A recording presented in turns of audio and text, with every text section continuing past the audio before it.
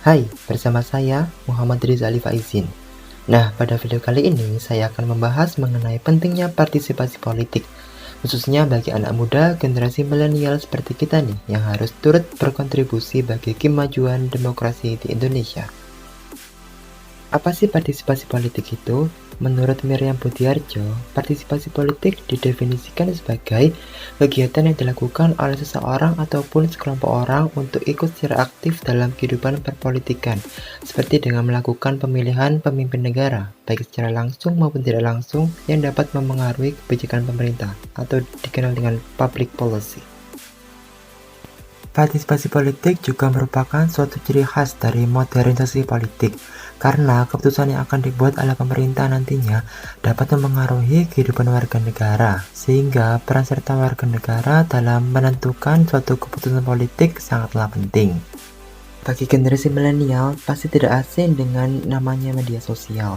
Media sosial juga bisa dijadikan sebagai wadah dalam partisipasi politik kita, yakni dengan memberikan kritik maupun saran yang membangun dan disertai dengan solusi yang ingin diutarakan kepada suatu kebijakan pemerintah melalui platform seperti Instagram, YouTube, dan media sosial lainnya yang dapat menghubungkan antara lidah rakyat dan pemerintah, sehingga proses perpolitikan di Indonesia dapat berjalan menjadi lebih baik dan teratur. Ada juga partisipasi politik dalam bentuk pemilihan umum. Suara yang kita berikan dalam pemilu sangatlah berarti untuk menentukan pemimpin yang terbaik sesuai apa yang kita kehendaki. Pemilu bertujuan untuk menegakkan prinsip kedaulatan rakyat, menciptakan representative government, dan membangun legitimasi kekuasaan. Generasi milenial dapat menyumbang suara sebesar 40% dari total daftar pemilih tetap, sebanyak 185.994.249 pemilih. Seperti pada data yang tertera pada pemilu tahun 2019 lalu, di mana persentase untuk golput pada pemilihan calon legislatif mencapai titik tertinggi, yakni sebanyak 29,68% dari tahun-tahun sebelumnya. Hal tersebut menunjukkan bahwa partisipasi politik masyarakat dinilai masih jauh dari pemaknaan demokrasi itu sendiri. Untuk memilih kandidat yang terbaik bagi bangsa ini, maka kita perlu melakukan langkah-langkah berikut dalam menentukan calon pemimpin kita pada saat pemilu, yakni 1.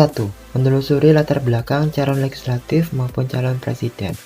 Pilihlah tokoh yang memiliki latar belakang pendidikan yang kuat, karena akan memiliki wawasan yang luas dan juga berintegritas.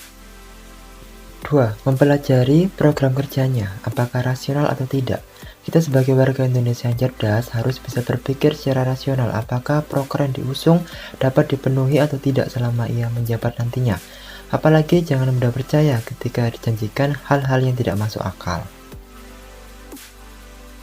3. Hindari menerima uang sukses saat musim pemilu.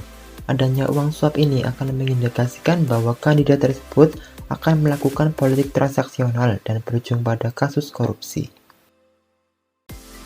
Nah, itu dia bentuk dan tips dalam berpartisipasi politik.